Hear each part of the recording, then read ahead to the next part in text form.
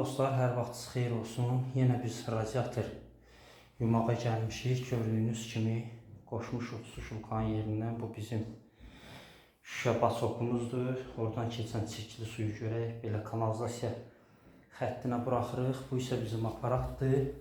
10 litr dərmanla. Artıq bu ev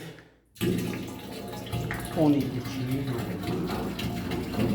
Onun üçün ət çox olduğu üçün biz buna dərman əlavə edirik. Artıq ikinci dərmanımızı əlavə edirik.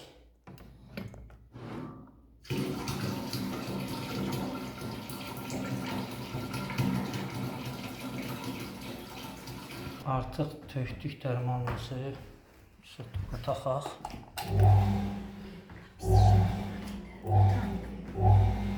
İşləyəcək. Artıq indi isə gözləyirik